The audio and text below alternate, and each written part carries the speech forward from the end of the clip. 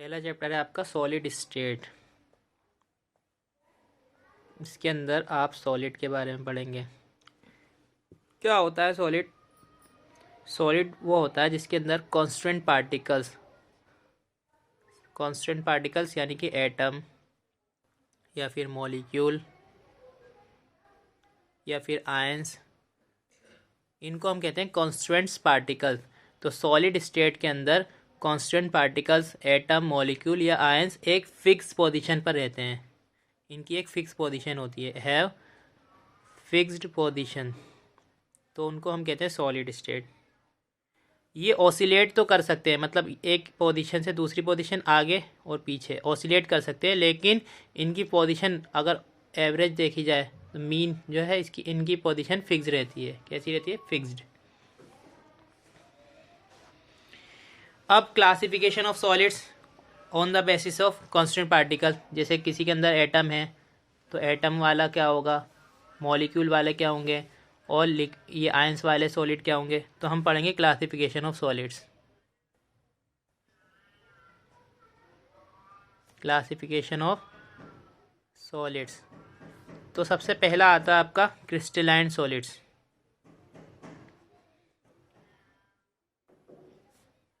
Crystalline solids, इसमें क्या होता है क्रिस्टलाइन सॉलिड्स, जैसे ये शार्प मेल्टिंग पॉइंट होता है इनका, और शार्प ही कैरेक्टरिस्टिक्स होती हैं इनकी, टेम्परेचर वगैरह इनका शार्प होता है, मतलब वेरी नहीं करता है।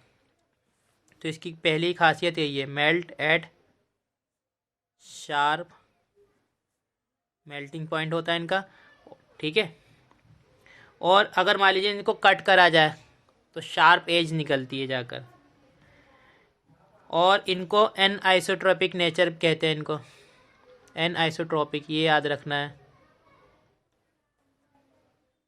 इनका जो नेचर होता है एन आइसोट्रोपिक होता है। इनको ट्रू सॉलिड्स भी कहते हैं। ट्रू सॉलिड्स कहते हैं किसको? क्रिस्टलाइन सॉलिड्स को। इसके अलावा इनका लॉन्ग रेंज ऑर्डर होता है।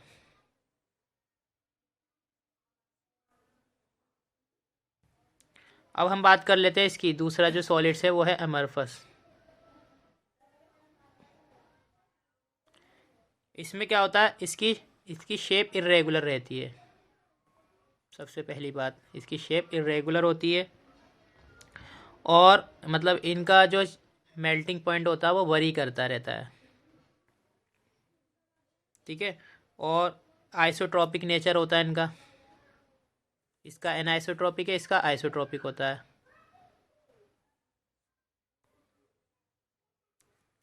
इसको हम ट्रू सॉलिड्स कहते हैं, क्रिस्टलाइन को इसको हम स्यूडो सॉलिड्स या फिर इसको हम सुपर कूल्ड लिक्विड भी कहते हैं। सुपर कूल्ड लिक्विड, ये एक नाम है, याद रखिएगा। और इसका जो ऑर्डर होता है वो शॉर्ट रेंज ऑर्डर होता है। शॉर्ट रेंज होने की वजह से ही ये आइसोट्रॉपिक होता है। इसके बाद क्लासिफिकेशन ऑफ क्रिस्टलाइन सॉलिड्स हम पढ़ेंगे। क्रिस्टलाइन सॉलिड्स का क्लासिफिकेशन जो आपके इस एनसीईआरटी के अंदर दे रखा है।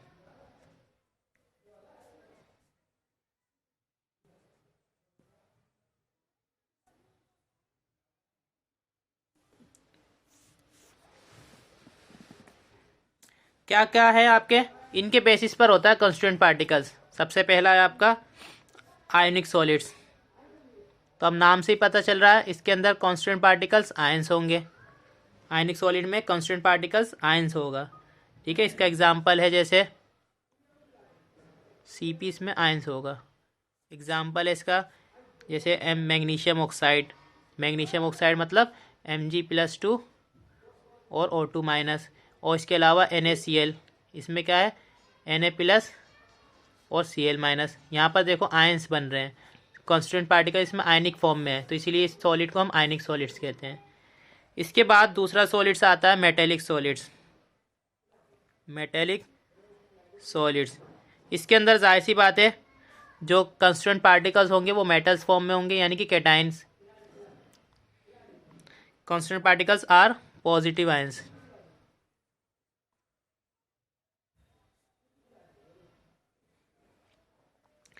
तो इसका एग्जांपल जाहिर सी बात है मेटेलिक सॉलिड्स है, तो मेटल ही एग्जांपल होगा इसका, जैसे आयरन हो गया, जिंक हो गया, कॉपर हो गया, मैग्नीशियम हो गया, एट्सेट्रा। इसके बाद आता है आपका मॉलिक्यूलर सॉलिड्स। नाम से ही पता चल रहा है इसके अंदर जो कांस्टेंट पार्टिकल्स होंगे वो मॉलिक्यूल्स की शेप में होंगे। जैसे एग्जांपल है आपका HCl, सल्फर डाइऑक्साइड, वाटर, ये मॉलिक्यूल सॉलिड्स कहलाते हैं ये सारे। वाटर मतलब आइस जो होता है आपका, आइस फॉर्म में H2O। इसके बाद लास्ट जो आता है वह है कोवेलेंट, कोवेलेंट सॉलिड्स, और इसका एक और नाम है नेटवर्क सॉलिड्स। इसके अंदर जो कांस्टेंट पार्टिकल्स होते हैं वो कैसे होते हैं, आपके एटम्स की फॉर्म में। इसका एग्जांपल हो जाएगा आपका क्वार्ट्स, डायमंड्स वगैरह। डायमंड एग्जांपल इसका डायमंड है, और क्वार्ट्स ये आता है इसका एग्जांपल। और भी बहुत सारे हैं जो कोवेलेंट। और इसमें एक चीज़ याद रखिएगा कि कोवेलेंट सॉलिड्स में हालांकि एटम्स है, लेकिन एटम्स के बीच में जो बॉन्ड होता है वो कोवेलेंट बॉन्ड होता है, ये याद रखना, कोवेलेंट बॉन्ड होता है। मॉलिक्यूलर सॉलिड्स में जो कांस्टेंट पार्टिकल्स होते हैं मॉलिक्यूल्स की शेप में होते हैं, मतलब मॉलिक्यूल्स होता है। मेटेलिक सॉलिड में पॉजिटिव यानी कि कैटायंस, जाहिर सी बात है जो मेटल, जितने भी मेटल्स हैं आपके वो सारे मॉलिक्यूलर मेटेलिक सॉलिड्स में आएगा। आयनिक सॉलिड्स में आयंस आ जाते हैं। इसके बाद बात कर लेते हैं हम क्रिस्टल लैटिस की। अभी क्रिस्टल लैटिस क्या होता है, देखो रेगुलर अरेंजमेंट जो करते हैं ना आप कांस्टेंट पार्टिकल्स का रेगुलर अरेंजमेंट, तो उससे जो स्ट्रक्चर प्रोड्यूस होता है उसी को हम कहते हैं क्रिस्टल लैटिस। जब कांस्टेंट पार्टिकल्स का हम रेगुलर अरेंजमेंट करते हैं, रेगुलर अरेंजमेंट ऑफ CP यानी कि constant particles of crystal in 3 dimension, किसमें 3D में, इन 3D। तो जो आपका स्ट्रक्चर आता है, जो लैटिस बनता है उसी को हम कहते हैं क्रिस्टल लैटिस। अब बात कर लेते हैं हम यूनिट सेल की। यूनिट सेल क्या होता है, smallest portion of regular crystal lattice when repeated over है। तो जो आपका इसको अरेंज करने से, क्रिस्टल लैटिस को अरेंज करने से, जैसे मान लीजिए ये आपका है,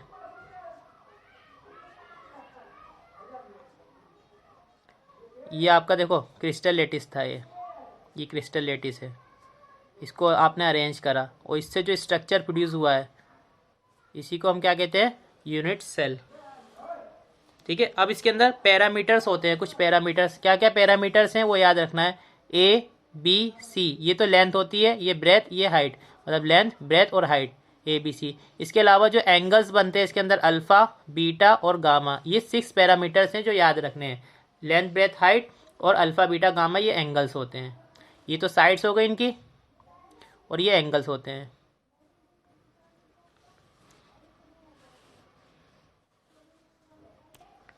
अब यूनिट सेल की बात कर लेते हैं हम। कितने टाइप के होते हैं यूनिट सेल, 2 टाइप के होते हैं। एक तो होता है आपका प्रिमिटिव यूनिट सेल,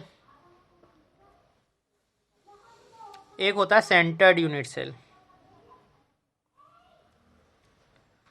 प्रिमिटिव में क्या होता है, जो कांस्टेंट पार्टिकल्स होता है वो सिर्फ और सिर्फ प्रेजेंट होता है, कहाँ पर, present at corners only, at corners only. जबकि जो सेंटर्ड होता है इसमें क्या होता है, कॉर्नर्स के अलावा और पोजीशन पर भी प्रेजेंट होता है। यहाँ पर ओनली याद रखना, सिर्फ और सिर्फ कॉर्नर पर प्रेजेंट होता है। जबकि सेंटर पर क्या होता है, सेंटर पर क्या होता है, कॉर्नर पर तो प्रेजेंट होगा, उसके अलावा फेस पर या बॉडी सेंटर्ड पर यहाँ पर प्रेजेंट होता है। अब जो सेंटर्ड होता है इसीलिए 3 टाइप के होते हैं।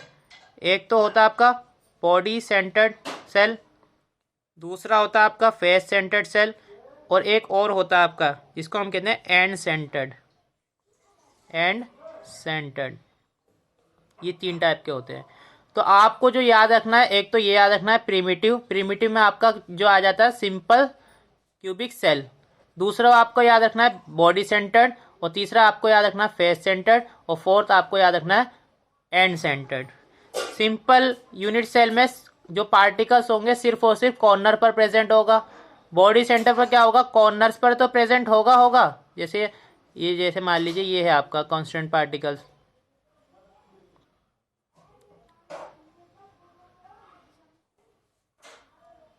कॉर्नर्स पर तो प्रेजेंट है, साथ में एक बॉडी के सेंटर पर प्रेजेंट होगा, यहां पर एक। जबकि इसमें फेस सेंटर में क्या होता है, कॉर्नर पर तो प्रेजेंट होना ही होना है, ये सारे कॉर्नर्स पर तो आएंगे ही आएंगे। इनके अलावा फेस कितनी होती है, 6 फेस होती है, 6 फेस के सेंटर पर होगा। तो जाहिर सी बात है इसका जो अरेंजमेंट होगा, जो इसको हम निकालते हैं ना कितने पार्टिकल्स हैं, तो उसको हम जेड से निकालते हैं। जेड फॉर एफसीसी कितना होगा, देखो कॉर्नर्स पर प्रेजेंट है तो कॉर्नर पर जो पोजीशन होती है इसकी वो 1/8 होती है, एक हिस्सा होता है। और टोटल कॉर्नर्स कितने होते हैं सॉलिड में, 8, प्लस फेस कितनी है टोटल, 6, और जो फेस पर कितना पोजीशन है इसका, हाफ। अब इसे सॉल्व कर लेंगे, 8 से 8 कैंसिल, 1 आएगा, 2 1 ज़ा 2, 2 3 ज़ा 6, 1 + 3 कितना होगा, जेड फॉर एफसीसी कितना आता है, 3 + 1 4 आएगा आंसर इसका, जेड फॉर एफसीसी। अगर हम बीसीसी का देखें तो देखो कॉर्नर्स पर है, जेड फॉर बीसीसी भी निकाल लेते हैं। कॉर्नर्स पर है तो 1/8 × 8 प्लस ये जो आपका सेंटर पे इसका पूरा का पूरा कंट्रीब्यूशन इसी के अंदर है, कहीं से भी शेयर नहीं हो रहा, तो पूरा 1 ले लेंगे। तो ये हो जाएगा 8 से 8 कैंसिल, 1, तो 1 + 1 कितना आ जाएगा इसका, 2 आ जाएगा। सिंपल की बात कर लेते हैं तो सिंपल में क्या होता है, सिर्फ और सिर्फ कॉर्नर्स पर प्रेजेंट होता है, ना तो बॉडी सेंटर पर ना ही फेस सेंटर पर। तो इसका पूरा का पूरा कंट्रीब्यूशन क्या रहेगा, सिर्फ और सिर्फ कॉर्नर्स की वजह से रहेगा। तो सिंपल क्यूबिक सेल का जेड कितना होता है, 1/8 × 8, क्योंकि 8 कॉर्नर्स होते हैं, ये आ जाएगा आपका आंसर 1। तो ये याद रखना है, Z for SCC 1, Z for BCC 2, Z for FCC 4, ये चीज़ याद रखनी है आपको। अब आपने देख लिया है यूनिट सेल के बारे में और क्रिस्टल लैटिस के बारे में, ठीक है। तो 7 क्रिस्टल सिस्टम होते हैं, 7 क्रिस्टल सिस्टम होता है आपके पास, और 14 ब्रेविस लैटिस होती हैं। कितनी ब्रेविस लैटिस होती है, 14। ये याद रखना है, आपको नंबर पूछा जाएगा एग्जाम में। 14 ब्रेविस लैटिस होती है, 7 क्रिस्टल सिस्टम होते हैं। अब ब्रेविस लैटिस को ही हम यूनिट सेल भी कहते हैं, यूनिट सेल। मैं हाथ, अब क्रिस्टल सिस्टम देख लेते हैं। तो सबसे पहला क्रिस्टल सिस्टम है आपका क्यूबिक, उसके बाद है आपका टेट्रागोनल, थर्ड है आपका ऑर्थोरोम्बिक,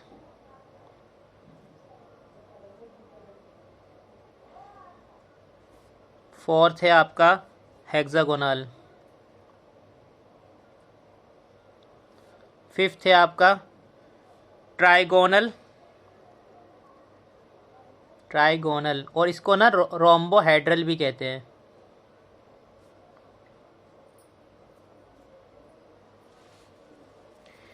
सिक्स है आपका मोनोक्लिनिक, सेवंथ में आता है आपका ट्राइक्लिनिक।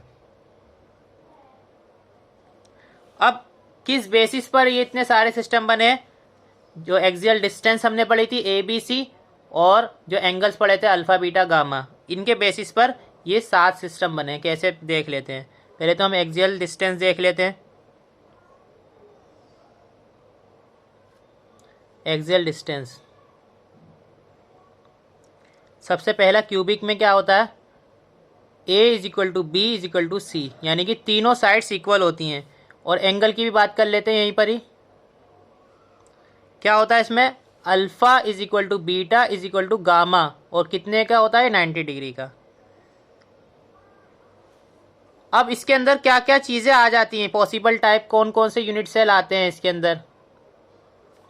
तो इसके अंदर आता है आपका सिंपल, फिर आता है आपका बॉडी वाला भी आ जाता है, और फेस वाला भी आ जाता है। अगर हम एग्जाम्पल की बात करूँ तो इसके अंदर एग्जाम्पल जैसे NaCl ले लो आप, ये आ जाता है आपका क्यूबिक के अंदर। फिर बात करते हैं हम टेट्रागोनल में। टेट्रागोनल में क्या होता है, A is equal to B रहता है, मतलब दो साइड्स तो इक्वल रहती है लेकिन तीसरी साइड इक्वल नहीं रहती है, और एंगल सबका इक्वल रहता है लेकिन 90 डिग्री का। अब इसमें क्या क्या है, सिंपल वाला आता है, बॉडी वाला आता है, बस सिंपल और बॉडी। और इसके एग्जांपल है जैसे आपका टिन ऑक्साइड। ऑर्थोरोम्बिक, ऑर्थोरोम्बिक में क्या होता है, A is not equal to B, B is not equal to C, ये होता है आपका ऑर्थोरोम्बिक। लेकिन इसमें तीनों एंगल क्या होते हैं, इक्वल होता है 90 डिग्री। इसके अंदर क्या क्या आता है आपका, सिंपल भी आएगा, बॉडी सेंटर्ड भी, फेस सेंटर्ड भी, और एंड सेंटर वाला भी आएगा। इसका एग्जाम्पल क्या होगा, बेरियम सल्फेट वगैरह, पोटेशियम नाइट्रेट वगैरह, ये आ जाएगा इसके अंदर। फिर इसके बाद आया आपका हेक्सागोनल। हेक्सागोनल में क्या आएगा आपका, A is equal to B, दोनों तो इक्वल रहेंगे लेकिन C के इक्वल नहीं रहेगा। अब यहाँ पर एक चीज़ देखो आप, अभी तक ये सारी चीज़ें इक्वल रह रही थी, अब यहाँ से डिफरेंस शुरू होने लगेगा आपका। यहाँ पर क्या होगा, alpha is equal to beta रहेगा 90 डिग्री के इक्वल, लेकिन जो गामा होगा वो होगा आपका 120 डिग्री। इसके अंदर सिर्फ और सिर्फ सिंपल वाला आता है, यानी कि प्रिमिटिव वाला। और इसका एग्जांपल जैसे जिंक ऑक्साइड। फिर इसके बाद है ट्राइगोनल। ट्राइगोनल को रोम्बोहेड्रल भी कहते हैं हम। इसमें क्या होता है, A is equal to B is equal to C, लेकिन alpha is equal to beta is equal to gamma, ठीक है, ये आपका 90 डिग्री के इक्वल नहीं रहता है। इसके अंदर भी सिर्फ और सिर्फ सिंपल वाला ही आएगा, और इसका एग्जाम्पल हो जाएगा HgS, जिसको हम सीना बार कहते हैं।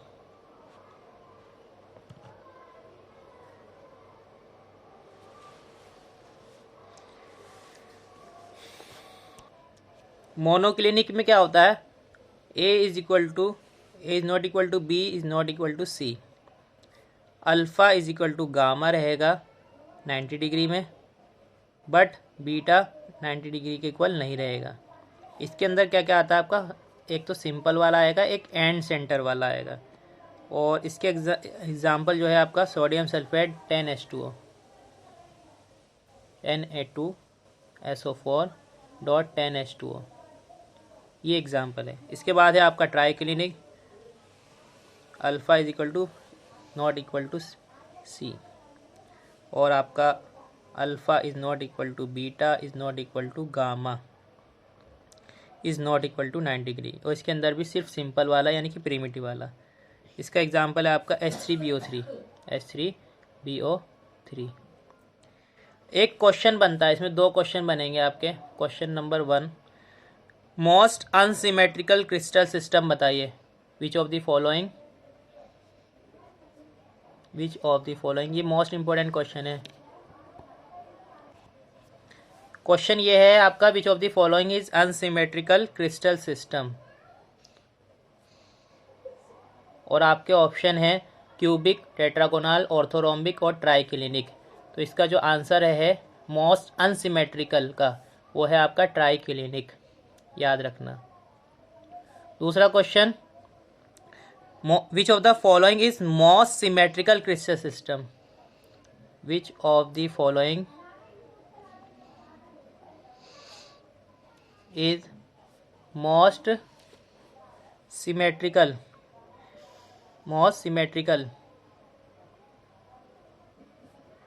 Crystal system. तो इसका आंसर जो होगा वो होगा आपका क्यूबिक। सबसे सिमेट्रिकल क्यूबिक होता है। क्यों? क्योंकि आप देख सकते हैं यहाँ पर सब कुछ इक्वल है, बिल्कुल सिंपल है। A B C तीनों इक्वल है, अल्फा बीटा गामा ये भी इक्वल है 90 डिग्री। तो इसीलिए सबसे symmetrical, most symmetrical crystal system आपका क्यूबिक बनता है। मोस्ट अनसिमेट्रिकल जो बनता है वो ट्राइक्लिनिक बनता है।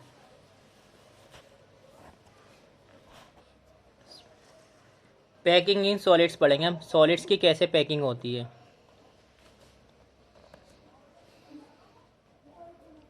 किस तरीके से हम सॉलिड्स को पैक कर सकते हैं।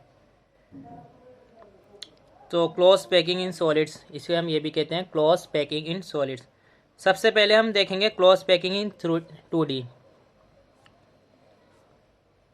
1D का तो सिंपल ही है, 1D में तो ऐसा होता है बस, ये 1D है कि इसका कोऑर्डिनेशन नंबर किसी का भी देख लो कैसा होगा, 2 होगा कोऑर्डिनेशन नंबर। ये 1D का है, 1D में कोई इंपॉर्टेंट नहीं है। मेन चीज़ जो है आपकी वो है क्लोज पैकिंग इन 2D।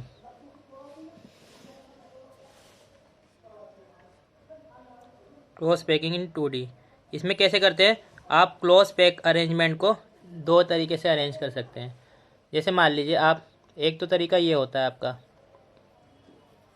कि आपने स्फेयर्स को एक स्फेयर्स के नीचे एक स्फेयर रख दो।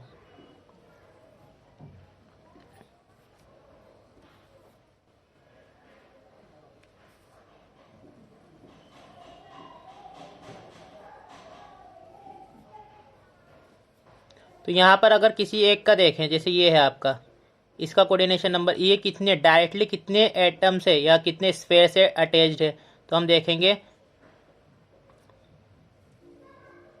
ये एक स्क्वायर बन रहा है। तो यहाँ पर ये क्या कहेंगे, इसे स्क्वायर क्लोज पैकिंग। ये कौन सी है, स्क्वायर क्लोज पैकिंग।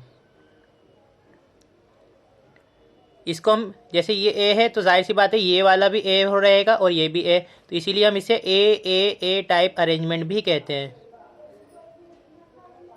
ए टाइप अरेंजमेंट। और इसका जो परसेंटेज आता है आपका पैकिंग एफिशिएंसी, वो आता है आपका 52.4%। कोऑर्डिनेशन नंबर कितना होगा, 1 2 3 4। डायरेक्टली कितने स्फेयर हैं, 4 एज हैं तो 4 रहेगा कोऑर्डिनेशन स्फेयर। इसमें एक और बनता है आपका, इसमें कैसा होता है,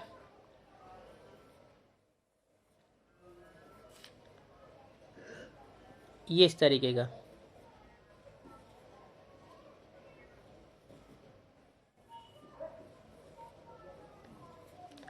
अब यहाँ पर अगर हम इसका देखें तो यहाँ देखो 1 2 3 4 5 6।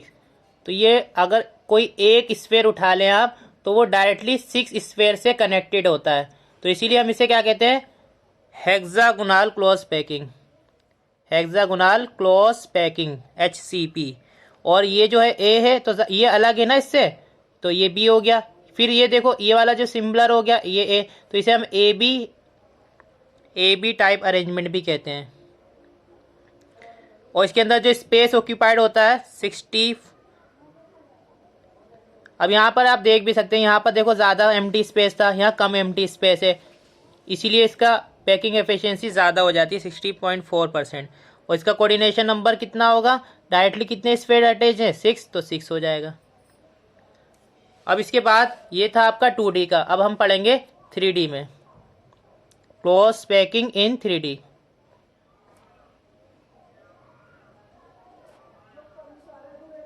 थ्री डी में क्या होता है आपका, ये दो टाइप का होता है। एक तो होता है आपका हेक्सागोनल क्लोज पैकिंग, 3D का भी दो होता है आपका। एक होता है आपका हेक्सागोनल क्लोज पैकिंग और दूसरा होता है आपका cubic close packing. 3D arrangement में जो पार्टिकल्स का अरेंजमेंट होता है, एक होता है आपका हेक्सागोनल क्लोज पैकिंग और दूसरा होता है आपका cubic close packing. Hexagonal close packing को आप ए बी टाइप अरेंजमेंट कहते हैं। इसके अंदर जो एफिशिएंसी होती है 74% होती है, अवेलेबिलिटी स्पेस जो होता है। और कोऑर्डिनेशन नंबर इसमें आता है आपका 12। क्यूबिक क्लोज पैकिंग के अंदर इसे हम एबीसी टाइप कहते हैं। इसके अंदर भी एफिशिएंसी आपकी 74% रहती है, कोऑर्डिनेशन नंबर इसका भी 12 रहता है। अब हम वॉइड्स की बात कर लेते हैं। वॉइड्स का मतलब होता है इंटरस्टिशियल साइड्स या फिर एम्प्टी स्पेस। वॉइड्स कह दो या एम्प्टी स्पेस कह दो, ठीक है। जब जैसे अरेंजमेंट करते हैं ना तो थोड़ा सा एम्प्टी स्पेस रह जाता है इसमें, तो इसी को कहते हैं। जैसे ये देखिए आप यहाँ पर ये एम्प्टी स्पेस दिख रहा है आपको, सिमिलरली यहाँ पर भी एम्प्टी स्पेस दिख रहा होगा ये चीज़, तो इसी को कहते हैं वॉइड्स। अब जो है वॉइड्स आपकी जो क्रिएट होती है वो दो टाइप की होती है। एक तो होती है आपकी टेट्राहेड्रल वॉइड्स और एक होती है ऑक्टाहेड्रल वॉइड्स। अब जैसे मान लीजिए ये स्फेयर है आपका, ये 3 स्फेयर ऐसे रख दिए, एक इसके ऊपर रख दिया आपने, तो ये जो आपका स्पेस दिख रहा है ये वाला, ये 4 स्फेयर से है, 4 स्फेयर, तो इसे हम कहते हैं टेट्राहेड्रल वॉइड्स। यहाँ पर जो वॉइड्स बन रही है ना खाली जगह, इसे हम कहेंगे टेट्राहेड्रल वॉइड्स, टीवी। और यहाँ पर देखो आप,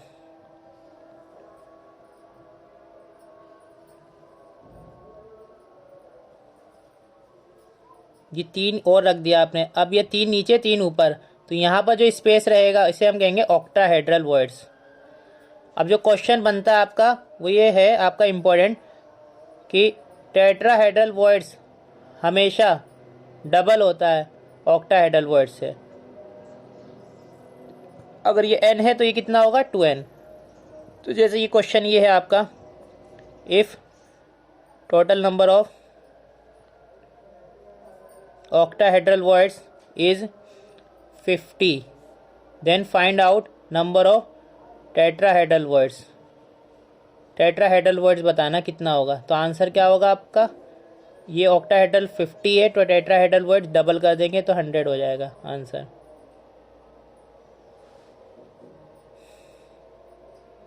इस तरीके से करेंगे आप। अब हम कुछ इम्पोर्टेंट बात कर लेंगे जहाँ से एग्ज़ाम में क्वेश्चन आने के चांसेस ज़्यादा रहते हैं। जैसे आपका यूनिट सेल था, आपका पहला था आपका सिंपल क्यूबिक सेल, दूसरा था आपका फेस सेंटर्ड और यानी कि बॉडी सेंटर्ड, और तीसरा था आपका फेस सेंटर्ड सेल। तो इसके अंदर रिलेशनशिप देखते हैं हम ए और आर के बीच में। अब ए और आर क्या है आपका, देखिए ए तो होती है आपकी एज लेंथ, और आर जो होता है वो रेडियस होता है, स्फेयर जो आप अरेंजमेंट होता है ना रेडियस, इसका अरेंजमेंट। जैसे मैं आपको यहाँ बता दूँ,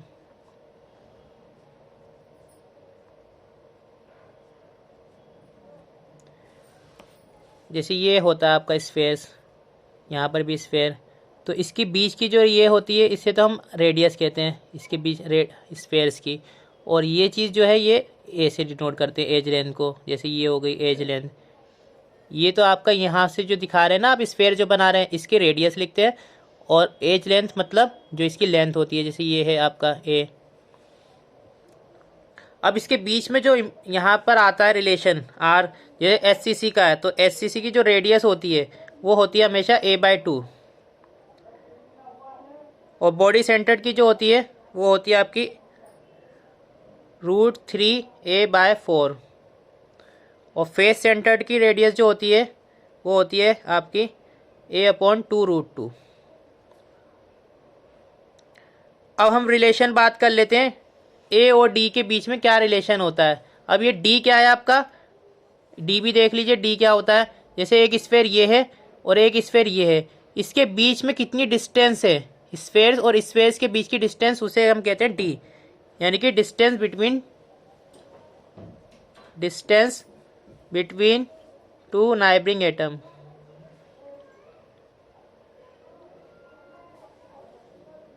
या फिर एडजेसेंट एटम, उसके बीच की जो डिस्टेंस होती है उसे डी से डिनोट करते हैं। तो यहाँ पर देखो एससीसी में क्या होता है, डी इक्वल होता है ए के। देखो एससीसी में सिंपल क्यूबिक सेल है, कोई बीच में तो होता नहीं है, तो जितना ए है उतना ही डी होता है, डिस्टेंस सेम रहती है। इसमें क्या होता है डिस्टेंस √3a/2, बस 2 से डिवाइड कर दो, जो है ये आया था आपका। यहाँ पर क्या आएगा a/√2, यहाँ से 2 मल्टीप्लाई करेंगे ये कट जाएगा। पैकिंग एफिशिएंसी की भी बात कर लेते हैं, ये होती है आपकी 52.4%, इसकी होती है आपकी 68%, और इसकी होती है 74%। अब इसके बाद हम बात कर लेते हैं डेंसिटी की।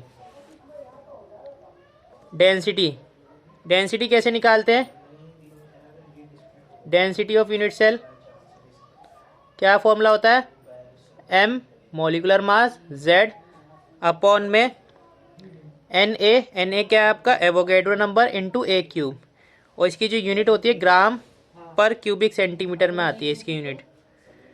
जेड जानते हैं आप, जेड यहाँ से निकाल लेंगे आप। जैसे एससीसी का है जेड कितना होता है, एससीसी का जेड होता है 1, इसका 2, इसका 4। बाकी एम जो है आपका मोलर मास, वो निकालना पड़ेगा आपका, मोलर मास ऑफ सब्सटेंस, जो भी आपको क्वेश्चन के अंदर गिवन होगा उसका मोलर मास निकालना पड़ेगा। इसकी यूनिट क्या होगी, ग्राम पर मोल। ए क्या है यहाँ पर, एज लेंथ। एज लेंथ अभी बताया था क्या होता है, edge length of unit cell, और इसको हम देखते हैं सेंटीमीटर में। एन ए क्या है यहाँ पर, एवोगैड्रो नंबर, एवोगैड्रो नंबर, और इसकी जो नंबर होता है ये होता है आपका। इतना समझ में आ गया। अब हम पढ़ेंगे imperfection in solids. Imperfection in solids, imperfection मतलब डिफेक्ट्स इन सॉलिड्स। क्या मतलब होता है इसका, irregularities, irregularities in the arrangement of, in arrangement of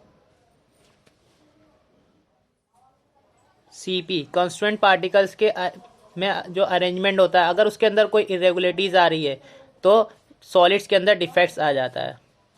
अगर कोई भी इरेगुलरिटीज़ आती है बीच में तो क्या आता है, सॉलिड्स के अंदर डिफेक्ट्स आ जाता है।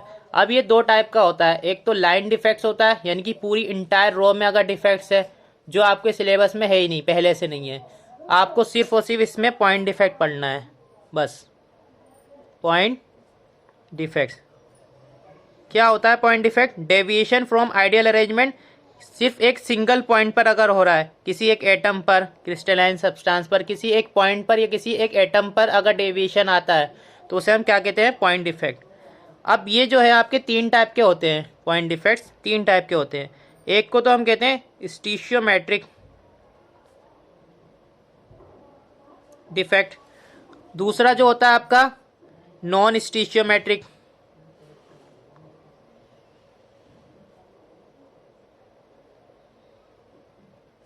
और तीसरा जो होता है आपका इम्प्यूरिटी डिफेक्ट। ठीक है, तीनों याद रहेगा या नहीं। अब पहला जो है स्टीशियोमेट्रिक, इसको हम इंट्रिंसिक या फिर थर्मोडायनेमिक डिफेक्ट भी कहते हैं, या तो थर्मोडायनेमिक डिफेक्ट भी कहते हैं इसे, और इसे हम इंट्रिंसिक डिफेक्ट भी कहते हैं। ठीक है, अब इसके अंदर दो चीजें आ जाती हैं। पहला तो आ जाता है आपका वैकेंसी डिफेक्ट,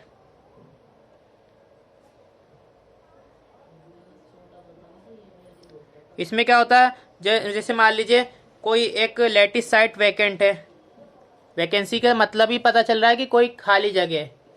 ठीक है, when some of lattice sites are vacant, lattice site कैसी है, वैकेंट है, तो उसे हम क्या कहेंगे, वैकेंसी डिफेक्ट। इसमें क्या हो जाता है, डेंसिटी डिक्रीज हो जाती है, क्योंकि देखो अगर लैटिस साइट खाली है, आपकी लैटिस साइट खाली है, तो डेंसिटी क्या होगी इसके अंदर, डिक्रीज हो जाएगी। ये याद रखना है बस, डेंसिटी डिक्रीज हो जाएगी। इसके अंदर दूसरा जो डिफेक्ट आता है स्टीशियोमेट्रिक के अंदर, उसे हम कहते हैं इंटरस्टिशियल डिफेक्ट, इंटरस्टिशियल डिफेक्ट। इसमें क्या होता है, जैसे मान लीजिए when some constant particles occupy, अगर खाली आपके इंटरस्टिशियल साइट पर चले जाएं,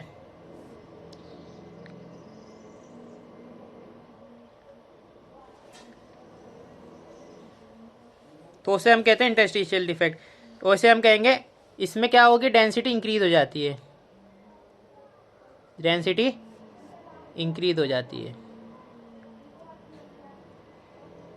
और ये भी याद रखना, ये आयनिक सॉलिड्स के लिए होता है, इलेक्ट्रिकल न्यूट्रलिटी मेंटेन रखना ज़रूरी होता है।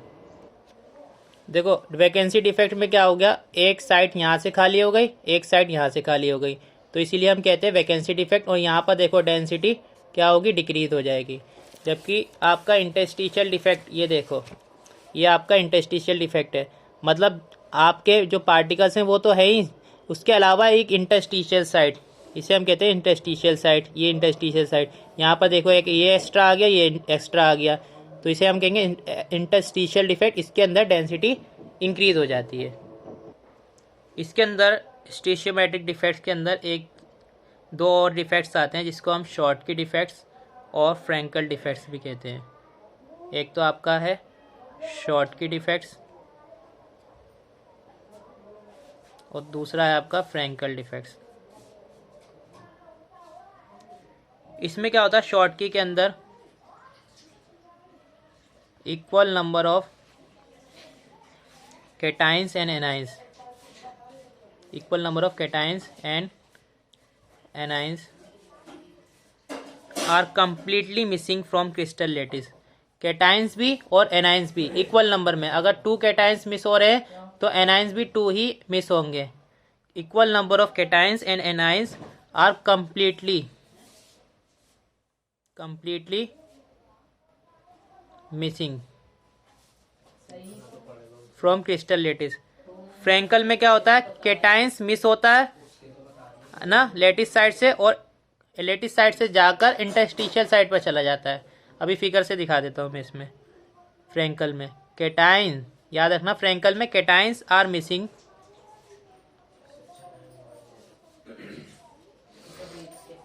From lattice side, cations are missing from lattice side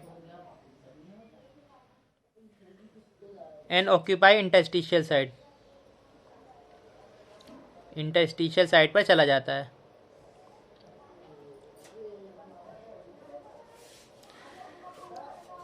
यहाँ देख लो इसमें फिगर में, ये है आपका फ्रैंकल डिफेक्ट्स। फ्रैंकल डिफेक्ट्स में मैंने आपको बताया था क्या मिस होता है, कैटाइंस मिस होता है। कैटाइन मिस होने के बाद कहाँ जाता है आपका, इंटरस्टिशियल साइड पर चला जाता है। जैसे ये है आपका, देखो यहाँ से कैटाइन मिस हुआ था, प्लस आना था ना यहाँ पर कैटाइन, ये देखो इंटरस्टिशियल साइड पर चला गया। यहाँ पर देखो ये इंटरस्टिशियल साइड पर एक कैटाइन आ गया। ये तो कैटाइन यानी कि पॉजिटिव वाला यहाँ से अपनी लैटिस साइड पर छोड़ के इंटरस्टिशियल साइड पर चला जाता है। पॉजिटिव आयंस लैटिस साइड, यानी कि कैटाइंस मिस होकर अपनी लैटिस साइड छोड़कर इंटरस्टिशियल मतलब बीच वाली जगह पर चला जाता है। शॉर्ट की में क्या होता है, देखो यहाँ पर कैटाइन और एनाइन दोनों मिस हो जाते हैं। जैसे यहाँ से एनाइन मिस हुआ है, माइनस वाला मिस हुआ है, और यहाँ से देखो कैटाइन मिस हुआ है, दोनों ही चला जाता है। तो इसलिए इसकी डेंसिटी डिक्रीज होती है, जबकि इसकी डेंसिटी सेम रहती है, क्योंकि उठकर ये यहाँ से बस हटकर दूसरी पोजीशन ही तो बदली है इसने, लेकिन ये तो चला ही गया है। यहाँ से कैटाइन भी मिस हो गया और एनाइन भी। और ये याद रखना, अगर 2 कैटाइन मिस हुआ है तो 2 ही एनाइन मिस होगा, इक्वल नंबर में हमेशा। इसमें डेंसिटी डिक्रीज हो जाती है, क्योंकि देखो डेंसिटी इसमें डिक्रीज हो जाएगी, और इसमें डेंसिटी सेम रहेगी क्योंकि कहीं गया थोड़ी है बाहर, डेंसिटी रिमेन सेम। यहाँ पर फ्रैंकल में, शॉर्ट की में डेंसिटी डिक्रीज हो जाती है। कोई विच ऑफ द फॉलोइंग, एक क्वेश्चन है, which of the following show both short की एज वेल फ्रैंकल, इनमें से कौन ऐसा है जो शॉर्ट की डिफेक्ट भी शो करे और फ्रैंकल भी शो करे। लिख देता हूं मैं question, which of the following show both short की एज वेल एज फ्रैंकल। तो इसका आंसर होता है आपका AgBr। याद रखना, सिल्वर ब्रोमाइड ही एक ऐसा एलिमेंट है, एक ऐसा कंपाउंड है जो फ्रैंकल इफेक्ट भी शो करता है और शॉर्ट की इफेक्ट भी शो करता है। याद रखना आप, सिल्वर ब्रोमाइड, AgBr। अब आते हैं नॉन स्टिशियोमेट्रिक डिफेक्ट्स। अब ये फर्दर 2 टाइप का होता है। एक तो है आपका metal axis defects,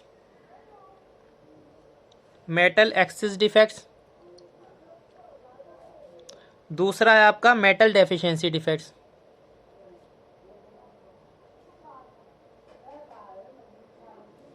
metal axis में क्या होगा, मेटल एक्सिस होगा, ज्यादा होगा तो कम क्या होगा, एनाइंस कम होंगे।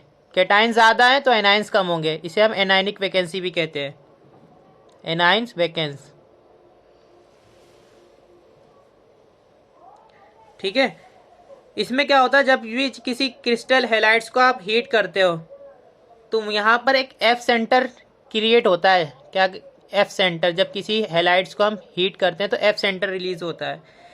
एफ सेंटर के होने की वजह से ये कलर शो करता है, बहुत सारे कलर आते हैं।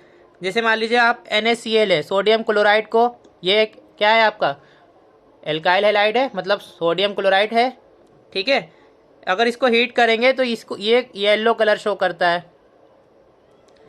इसी तरीके से लिथियम क्लोराइड को अगर हीट करेंगे आप, इसमें से भी एफ सेंटर जनरेट होगा तो पिंक कलर शो करता है। और KCl पोटेशियम क्लोराइड को अगर हीट करेंगे तो वॉयलेट कलर शो करता है, वॉयलेट कलर शो करता है। ठीक है, ऐसा क्यों होता है? क्योंकि इन तीनों में ही आपका सोडियम, लिथियम और पोटेशियम ये ज़्यादा थे, इसीलिए हम इसे कहते हैं metal axis defects, axis of alkali metals. ये एल्कली मेटल्स ही तो है आपके, sodium, lithium, potassium, axis of alkali, sodium, lithium, potassium, ये तीनों ज़्यादा थे, इसलिए हम इसे कहते हैं एल्कली मेटल्स। तो इसको हम ऐसे भी कह सकते हैं, ड्यू टू, अगर मेटल एक्सिस डिफेक्ट्स को आपको डिफाइन करना है तो ये भी कह सकते हैं आप, due to presence of extra cations at the interstitial sides. इसका एग्जांपल एक और है, जिंक ऑक्साइड होता है आपका।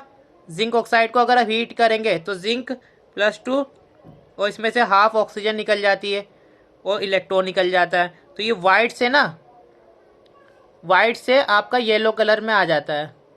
ये वाइट होता है आपका जिंक ऑक्साइड, जब इसको हीट करते हैं तो इसके अंदर इलेक्ट्रॉन रिलीज होने की वजह से, यानी कि वही एफ सेंटर, तो ये येलो कलर शो करता है। इसके अलावा मेटल डेफिशिएंसी में क्या होता है, मेटल डेफिशिएंट होता है। अब इसके बाद ये मेटल डेफिशिएंसी डिफेक्ट बचता है, इसके अंदर जाहिर सी बात है कैटाइनिक वैकेंसी होती है, कैटाइन वैकेंट होता है। जैसे मान लीजिए आपका ये कैटाइन है आपका, फिर इसके बाद एनाइंस आता है, कैटाइन फिर एनाइंस, एनाइंस के बाद फिर कैटाइन। यहाँ पर क्या आना चाहिए था, एनाइंस आ गया।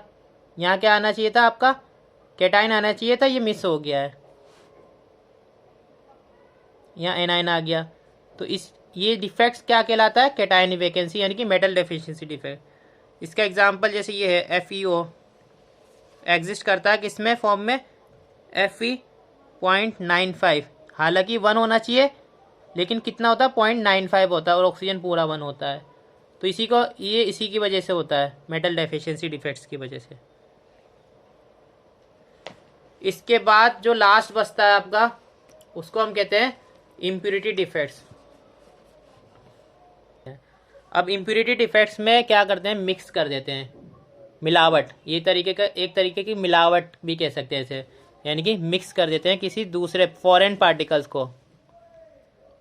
मिक्स फॉरेन मतलब बाहर के पार्टिकल्स को अगर मिक्स कर रहे हैं आप तो उसे कहते हैं इम्प्योरिटी डिफेक्ट, और इसका एक और नाम है डॉपिंग भी कहते हैं इसे, मिक्स कर देना, मिलावट कर देना।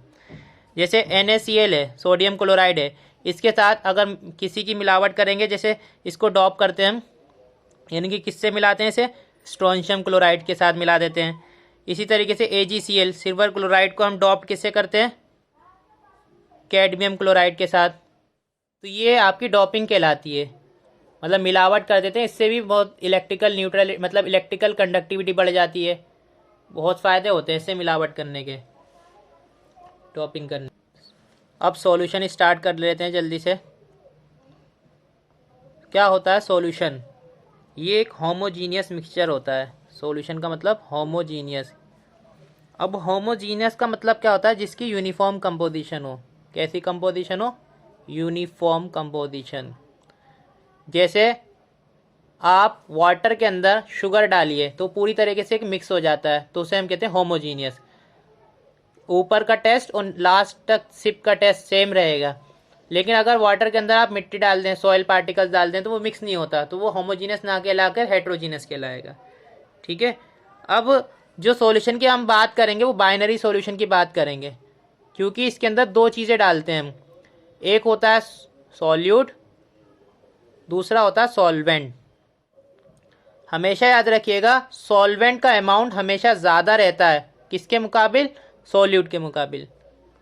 ठीक है, सॉल्वेंट क्या होगा, ज़्यादा होगा। और सॉल्वेंट को हम ए से डिनोट कर देते हैं, सॉल्यूट को बी से डिनोट करते हैं। ये हमारी इजीनेस के लिए है, बाकी ऐसा कुछ नहीं है कि ए सॉल्वेंट ही कहलाएगा। इजीनेस के लिए सॉल्वेंट को ए से, सॉल्यूट को बी से डिनोट करते हैं। अब इसके अंदर हम देखेंगे कंसंट्रेशन किस किस तरीके से आप एक्सप्रेस कर सकते हो, कंसंट्रेशन को कैसे कैसे एक्सप्रेस कर सकते हैं, कंसंट्रेशन ऑफ सॉल्यूशन। ठीक है, सबसे पहला है इसमें वेट बाय वेट परसेंटेज। अब हमेशा याद रखना वेट बाय वेट परसेंटेज आप बता रहे हैं तो इसका मतलब है वेट ऑफ सॉल्यूट ऊपर रखेंगे आप, वेट या मास है ना, वेट ऑफ सॉल्यूट ऊपर लिखेंगे, अपॉन में वेट ऑफ सॉल्यूशन नीचे लिखेंगे। नीचे हमेशा सॉल्यूशन का आएगा और ऊपर सॉल्यूट का आएगा। परसेंटेज निकालनी है तो 100 से मल्टीप्लाई कर देंगे। पहला तो ये आ गया। दूसरा इसके अंदर आता है आपका वेट बाय वॉल्यूम परसेंटेज। तो इसमें कैसे करेंगे, वेट ऑफ सॉल्यूट ऊपर, weight of volume of solution नीचे लिखेंगे, इंटू 100 कर देंगे। वेट ऑफ सॉल्यूट अपॉन में वॉल्यूम ऑफ सॉल्यूशन इंटू 100, ये आ जाता है आपका वेट बाय वॉल्यूम। तीसरा आता है इसके अंदर वॉल्यूम बाय वॉल्यूम परसेंटेज। इसमें क्या करते हैं आप, वॉल्यूम ऑफ सॉल्यूट ऊपर, नीचे क्या करेंगे वॉल्यूम ऑफ सॉल्यूशन इंटू 100। एक चीज़ याद रखना आप, अगर आप वेट को एक्सप्रेस कर रहे हैं तो या तो वो ग्राम में होगा या किलोग्राम में होगा, और अगर वॉल्यूम को एक्सप्रेस कर रहे हैं तो ये लीटर में या फिर एमएल में। इसके अलावा कंसंट्रेशन एक्सप्रेस करने का एक और तरीका है जिसे हम कहते हैं मोल फ्रैक्शन। मोल फ्रैक्शन से भी आप कंसंट्रेशन एक्सप्रेस कर सकते हैं, शो कर सकते हैं। मोल फ्रैक्शन को हम काई से डिनोट करते हैं, ये होता है आपका काई।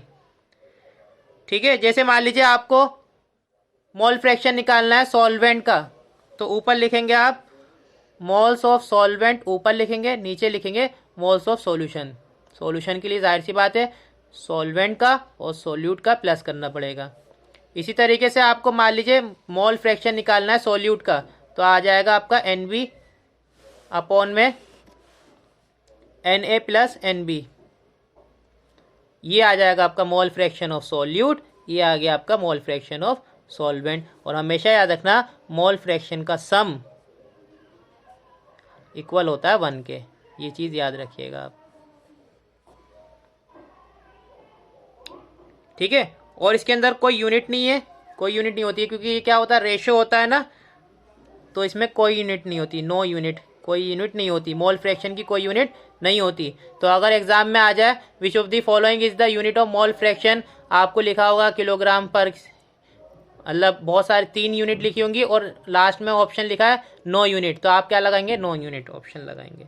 और ये याद रखना, अब जैसे मान लीजिए आपको मोल्स निकालना है, किसी का भी मोल्स निकालना है, तो कैसे लिखेंगे, वेट यानी कि जो गिवन होगा, गिवन वेट अपॉन में मॉलिकुलर वेट, ये आप निकालते हैं और ये क्वेश्चन में गिवन होता है, गिवन वेट अपॉन में मॉलिकुलर वेट। ठीक है, जैसे मान लीजिए आपको सॉल्यूट का निकालना है तो given weight of solute molecular weight of solute. अगर आपको सॉल्वेंट का निकालना है तो given weight of solvent molecular weight of solvent, ये आपको गिवन होगा, ये आपको निकालना पड़ेगा। इसके अलावा ये भी चीज़ याद रखिएगा, मोल फ्रैक्शन जो होता है वो टेम्परेचर इंडिपेंडेंट होता है, टेम्परेचर से कोई फर्क नहीं पड़ता, ये भी याद रखना इसमें पॉइंट में, इंडिपेंडेंट ऑफ टेम्परेचर। फिर इसके बाद जो आता है आपका वो है आपकी मोलरिटी, कंसंट्रेशन जो एक्सप्रेस कर सकते हैं ना आप, मोलरिटी से कर सकते हैं। मोलरिटी को हम कैपिटल M से शो करते हैं और मोलैलिटी को स्मॉल m से शो करेंगे। इसमें क्या होता है, मोलरिटी में number of moles of solute, number of moles of solute present in पर litre of solution.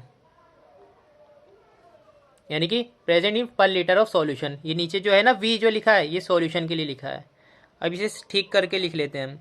N B मतलब मोल्स ऑफ सॉल्यूट, तो इसे कैसे लिखेंगे, given weight of solute upon में molecular weight of solute. Volume अगर मान लीजिए लीटर में नहीं ना दे के एम में दिया हुआ है तो आप क्या करेंगे 1000 से मल्टीप्लाई कर देंगे।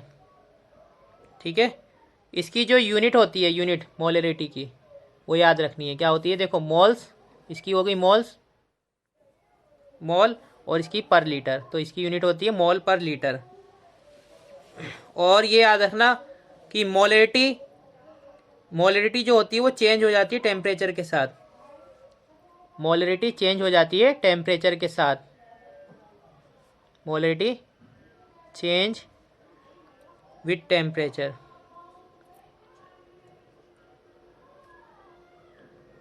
Due to change in volume, क्योंकि इसमें जब आप वॉल्यूम टेम्परेचर चेंज करते हैं तो वॉल्यूम चेंज होगा, तो वॉल्यूम चेंज होने से मोलरिटी चेंज हो जाएगी। तो molarity change with temperature due to change in volume of solution, due to change in volume of solution.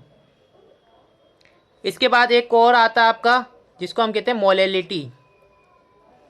Molality को हम स्मॉल एम से डिनोट करते हैं। इसमें क्या करते हैं आप, मोलैलिटी में number of moles of solid ऊपर लिखेंगे, प्रेजेंट पर किलोग्राम ऑफ सॉल्वेंट, यहाँ पर सॉल्वेंट यूज करेंगे, पर किलोग्राम ऑफ सॉल्वेंट। अगर आपका सॉल्यूट पर किलोग्राम सॉल्वेंट के बेसिस पर निकाल रहे हैं, नीचे लिखेंगे आप सॉल्वेंट का, तो आप जो यूज़ कर रहे हैं वो मोलैलिटी होता है। और अगर आप सॉल्यूशन का वॉल्यूम में लिख रहे हैं वॉल्यूम से, तो ये आ जाता है आपका मोलैरिटी। तो इसको भी खोल कर लिख लो, WA, और अगर मान लीजिए ये ग्राम में दे रखा है तो ये हो जाएगा आपका 1000। इसकी जो यूनिट होगी वो होगी मोल पर केजी। और ये जो है ना ये प्रेफर्ड होता है मोलैलिटी से ज़्यादा अच्छा होता है मोलैलिटी। क्यों, क्योंकि ये इंडिपेंडेंट होता है टेम्परेचर से। क्योंकि यहाँ पर देखो वॉल्यूम नहीं है, यहाँ पर वॉल्यूम था, वॉल्यूम चेंज होता है टेम्परेचर के साथ, इसलिए मोलैलिटी चेंज हो जाती है। जबकि यहाँ पर वॉल्यूम ना होने की वजह से टेम्परेचर का फर्क नहीं पड़ता, तो ये इंडिपेंडेंट होता है टेम्परेचर पर, इंडिपेंडेंट ऑफ टेम्परेचर।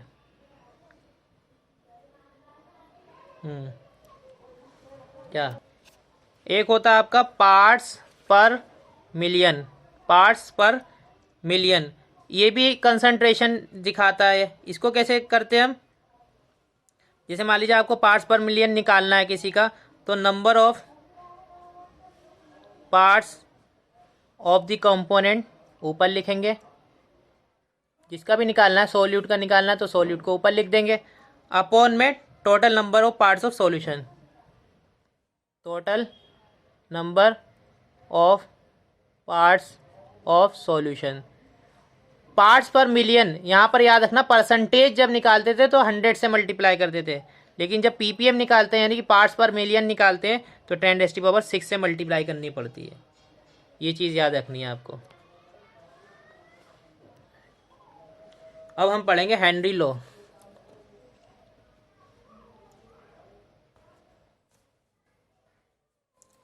ये क्या कहता है हेनरी लॉ, पार्शियल प्रेशर किसी भी गैस का अगर निकालना है आपको, है ना, वेपर फेज के अंदर, तो प्रोपोर्शनल होता है, डायरेक्टली प्रोपोर्शनल होता है मोल फ्रैक्शन के।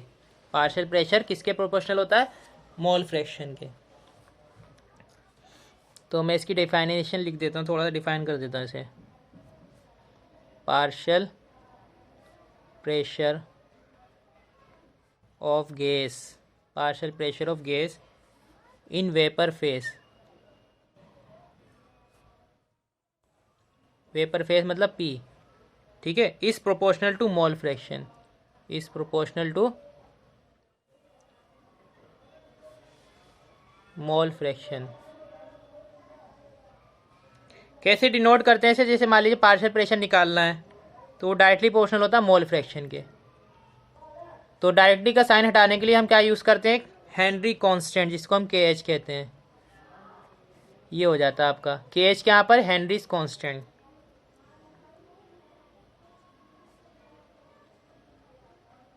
ठीक है, अब जितनी ज़्यादा वैल्यू होगी KH की ठीक है।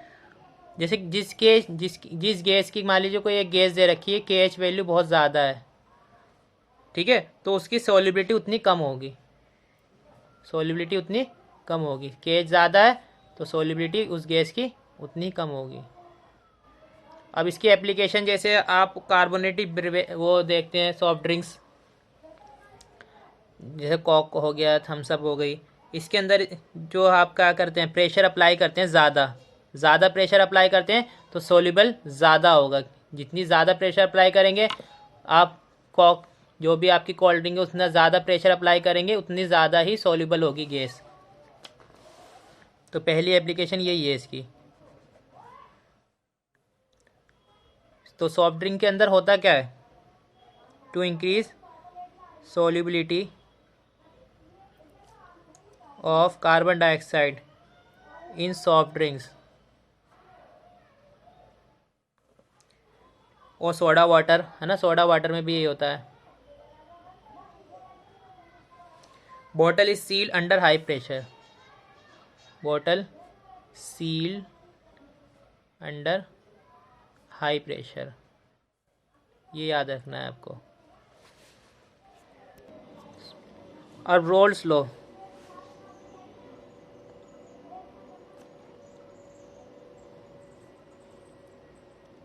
क्या होता है रोल्स लॉ?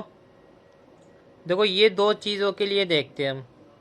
पहला तो हम देखेंगे जिसके अंदर वोलेटाइल सॉलिड्स होगा, वोलेटाइल लिक्विड्स होगा जो एवोपरेट हो सकता है, उसे हम कहते हैं for solution of volatile liquids. दूसरा जो होगा ये होगा for solution containing non volatile solute. ठीक है, अगर आप इसके लिए निकाल रहे हैं for solution of volatile liquids के लिए निकाल रहे हैं तो क्या होता है इसमें, जो भी आपका, जैसे मान लीजिए आप सॉल्वेंट के लिए निकाल रहे हैं तो आपका प्योर वेपर प्रेशर सॉल्वेंट का इनटू में इसका मोल फ्रैक्शन, और अगर आप इसके लिए निकाल रहे हैं, सॉल्यूट के लिए निकाल रहे हैं, तो प्योर जो है आपका वेपर प्रेशर इनटू में इसका मोल फ्रैक्शन, ये हो जाता है इसमें। ठीक है, यहाँ PA और PB क्या है आपका, ये पार्शियल प्रेशर है आपका, और P0A ये जो है प्योर कंपोनेंट के, लिख देता हूँ मैं आपको, PA पार्शियल प्रेशर ऑफ किसका, सॉल्वेंट का, और PB क्या है आपका, पार्शियल प्रेशर ऑफ सोल्यूट। ठीक है, P0A क्या है आपका, vapour pressure of pure component, vapour pressure of pure solvent, और P0B vapour pressure of pure solute. और काई भी तो जानते हैं आप, mole fraction of A, mole fraction of B। ठीक है, इसके अलावा जब हम किसी नॉन वोलेटाइल सॉल्यूट को ऐड कर देते हैं, ठीक है, तो वेपर प्रेशर क्या होता है इसका,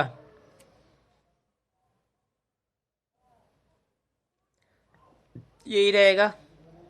लेकिन इसका इफेक्ट्स क्या पड़ता है, जब हम नॉन वोलेटाइल सॉल्यूट को ऐड करते हैं वेपर प्रेशर जो है कम हो जाता है। जैसे मान लीजिए अभी आपके पास कोई एक लिक्विड है और वो प्योर लिक्विड था, ठीक है, लेकिन जब आपने सॉल्यूट के ऐड कर दिया, नॉन वोलेटाइल सॉल्यूट के ऐड कर दिया, तो जाहिर सी बात है सरफेस ये ऑक्यूपाइड करेगा, तो अब इसके पास फ्री स्पेस कम रहेगा एवोपरेट होने के लिए, तो इसकी वजह से इसका वेपर प्रेशर कम हो जाता है जब आप नॉन वोलेटाइल सॉल्यूट को ऐड करते हैं। तो ये याद रखना, vapour pressure of liquid decreases, क्या होता है, डिक्रीज हो जाता है, if some non volatile solute is dissolved in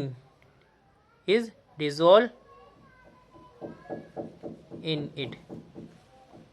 ठीक है, ऐसा होता क्यों है, क्योंकि ये सरफेस जो है थी पहले फ्री थी, लेकिन जब आपने ऐड कर दिया है किसी नॉन वोलेटाइल सॉल्यूट को तो ये यहाँ से सरफेस अब फ्री नहीं है, अब थोड़ा सा स्पेस इसकी वजह से, तो इसमें वेपर प्रेशर क्या हो जाता है, कम हो जाता है।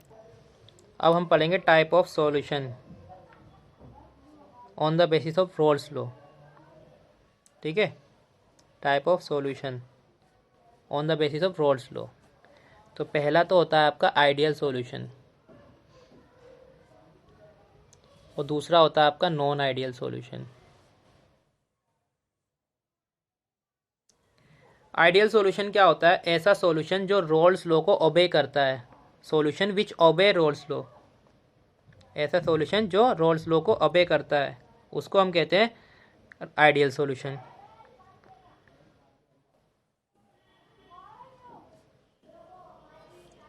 जबकि नॉन आइडियल सॉल्यूशन वो होता है विच डू नॉट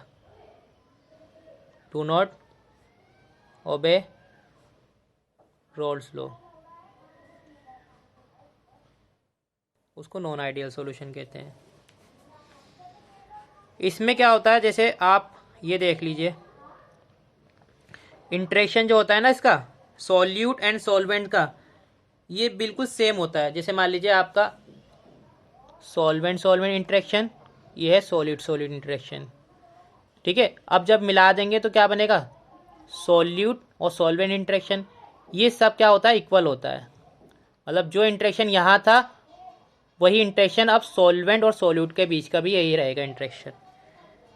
इसी वजह से इसकी जो इक्वेशन बनती है वो यही रहेगी, पी ए का यही रहेगा आपका पी नॉट ए काई ए, और पी बी का भी यही रहेगा पी नॉट बी काई बी। ठीक है, इसमें डेल्टा एच यानी कि चेंज इन हीट वो क्या होगी, ज़ीरो होगी। इसके साथ वॉल्यूम चेंज भी क्या होगा, ज़ीरो, क्योंकि इंटरेक्शन क्या है इसमें, सेम इंटरेक्शन है। अब इसका एग्जाम्पल क्या होगा आपका, जैसे बेंजीन को टोल्यून के साथ मिला देंगे तो इसमें क्या होगा, देखो जैसे बेंजीन टोल्यून और टोल्यून का इंटरेक्शन था, बेंजीन और टोल्यून इंटरेक्शन था, उसके बाद जब ये मिला देंगे तो बेंजीन टोल्यून बन गया, तो इनके बीच का भी इंटरेक्शन सेम रहेगा जैसे पहले था इनका, सेम वाला। इसके अलावा हेक्सेन और हेप्टेन को मिला दीजिए आप, और ब्रोमोइथेन और क्लोरोइथेन को मिला दो तो इनका इंटरेक्शन सेम रहेगा। अब नॉन आइडियल में क्या होता है, इंटरेक्शन जो होता है वो डिफर करता है, मतलब जैसे जो इंटरेक्शन सॉल्वेंट का है और जो इंटरेक्शन सॉलिड का है, अब ये क्या होगा, इक्वल नहीं रहेगा यहाँ पर। ठीक है, ये तो सही था इनका सॉल्वेंट सॉल्यूट का, लेकिन जब ये सॉल्यूशन बन जाएंगे, सॉल्वेंट और सॉल्यूट आ जाएगा तो इनका इंटरेक्शन अब सेम नहीं रहेगा। ठीक है, तो इसमें क्या होता है, डेल्टा एच ऑफ मिक्सिंग यानी कि चेंज इन हीट वो इक्वल नहीं होगी ज़ीरो के, इसी के साथ वॉल्यूम भी इक्वल नहीं होगा ज़ीरो के। ठीक है, अब ये दो टाइप के हो जाते हैं, एक तो वो जो पॉजिटिव डेविएशन शो करता है, मतलब रोल्स लॉ के पॉजिटिव यानी कि ऊपर, और एक वो सॉल्यूशन जो नेगेटिव यानी कि कम शो करता है। तो दो टाइप के हो जाते हैं नॉन आइडियल सॉल्यूशन। इसका ग्राफ भी याद रखना है, ये है देखो ग्राफ इसका आइडियल सॉल्यूशन का जो ओबे करता है रोल्स लॉ को। यहाँ पर देखो आपका ये एक ही पार्ट है, यानी कि यहाँ मान लीजिए सॉल्वेंट है, यहाँ से स्टार्ट कर दीजिए आप, यहाँ सॉल्वेंट है सॉल्यूट नहीं था। ठीक है, यहाँ क्या है, एक चीज़ है, तो यहाँ का जो इंटरेक्शन है पी टोटल ये रहता है आपका। और जबकि नॉन आइडियल में क्या होगा आपका, नॉन आइडियल में ऐसा ग्राफ आता है, देखो एक तो पॉजिटिव डेविएशन का, पॉजिटिव डेविएशन में क्या होता है, देखो ये आइडियल वाला है जो ये स्ट्रेट आपका दिख रहा है, ये आइडियल का है ग्रीन वाला, और ये देखो ये पॉजिटिव, देखो सब कुछ बढ़ गया है, इंटरेक्शन बढ़ने से सब कुछ बढ़ गया तो पॉजिटिव डेविएशन शो करता है। जबकि यहाँ पर घट गया है, नेगेटिव डेविएशन शो कर रहा है, ये नेगेटिव डेविएशन का है, ये पॉजिटिव डेविएशन का है। और ये वाला जो ग्राफ था आपका, ये आइडियल सॉल्यूशन का ग्राफ है। अब नॉन आइडियल सॉल्यूशन की थोड़ा सा डिटेल में पढ़ लेते हैं हम, कौन कौन से होते हैं, पॉजिटिव वाले भी और नेगेटिव वाले, जल्दी से देख लेते हैं। ठीक है, एक तो वो जो पॉजिटिव डेविएशन शो करते हैं, किससे डेविएशन, नो आइडियल सॉल्यूशन से, और दूसरा वो जो नेगेटिव डेविएशन शो करते हैं।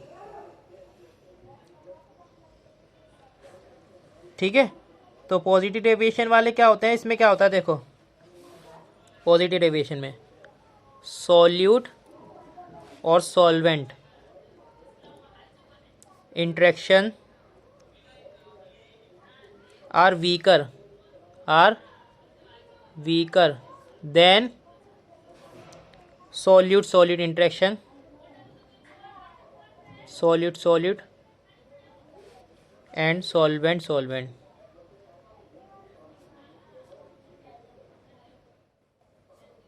इंट्रैक्शन।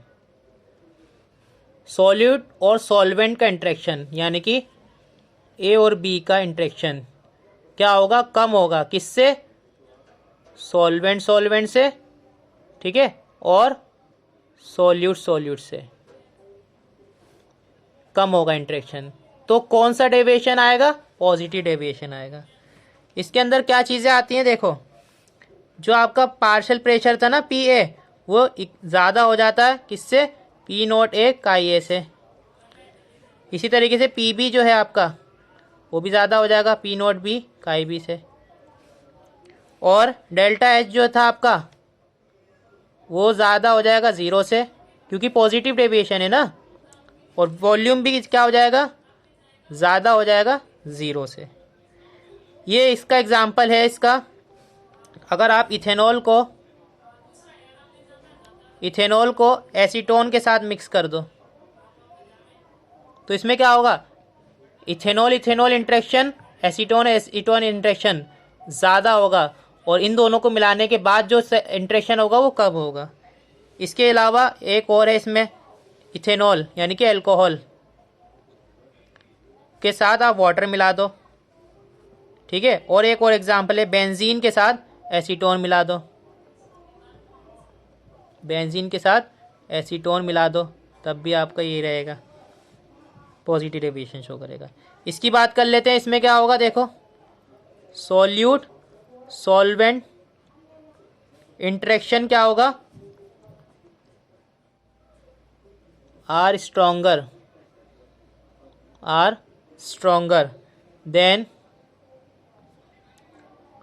Solute and solvent. समझ में आ गई बात। जैसे यहाँ पर कैसा था, इंटरेक्शन वीकर था, लेकिन यहाँ पर इंटरेक्शन कैसा होगा, स्ट्रोंगर होगा।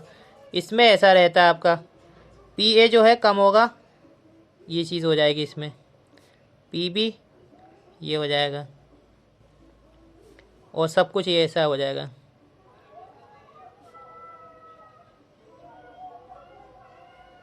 इसका एग्जांपल, अगर मान लीजिए एनिलीन में एसीटोन मिला दो,